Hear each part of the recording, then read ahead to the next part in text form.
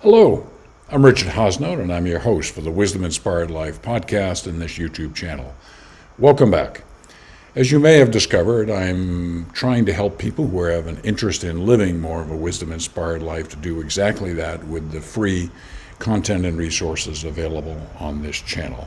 Hopefully this will help them. And speaking of helping, you can help me and others by subscribing to this channel, which will make it easier for people coming to YouTube to actually find this channel.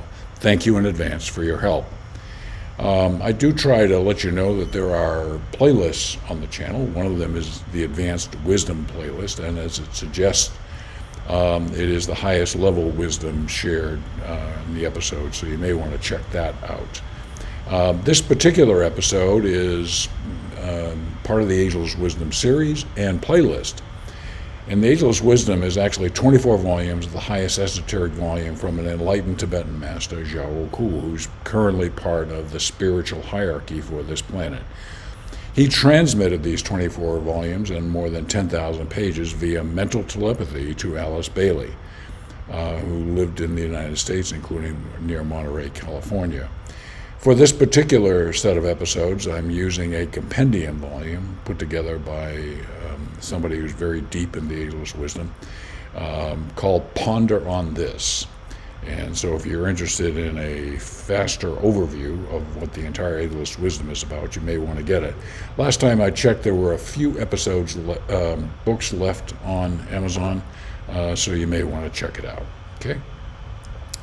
This particular fairly brief episode deals with the subject of discipleship, a disciple, and that is someone who is fairly advanced, committed, involved into regular spiritual practice, using advanced spiritual practices and all that along their spiritual journey.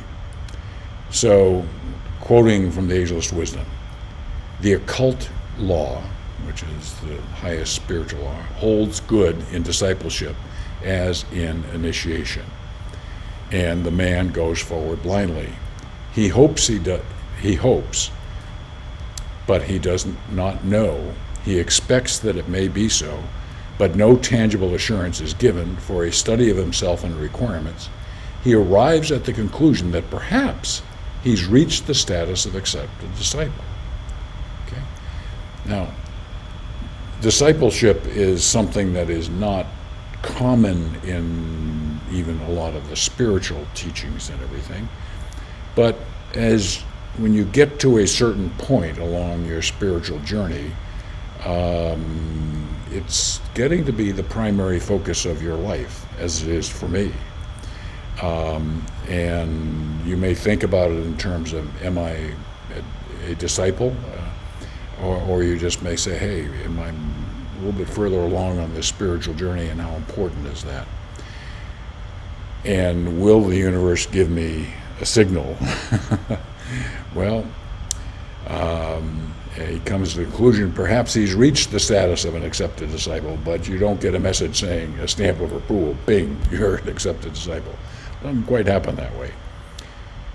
As a result, he therefore acts on that assumption that he's an accepted disciple, and with care he watches his acts, guards his words, and controls his thoughts so that no overt act, unnecessary word, or unkind thought will break the rhythm which he believes has been set up.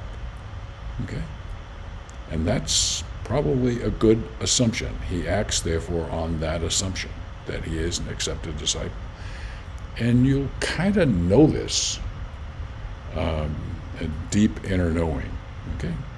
So a disciple is someone who's pretty far advanced and where spiritual wisdom study is a very, very important part of your life. Okay? So, one more perspective on the discipleship journey. Quoting, he or she proceeds with his work, but intensifies his meditation. He searches his motives. He seeks to work with his mental body. He sets forth the ideal of service and seeks ever to serve. And then, when he's so engrossed in the work on hand that he's forgotten himself, suddenly one day he sees the one who has for so long seen him. Okay? So the discipleship journey proceeds with work, intensified meditation, making sure that your motives are consistent with a spiritual path, working on your mental body, setting forth the ideal of service and seeking ever to serve. For example, this is the wisdom-inspired life is part of my desire to serve people around the world that might be interested in living more of a wisdom-inspired life. So that's kind of what the journey is about. And you can kind of benchmark this against where you are and what your interests are. As always, if you'd like to know more, you can always go to mywisdominspiredlife.com. I'm on a mission. That involves a journey, and I appreciate you being part of that journey today, and I look forward to continuing the journey with you.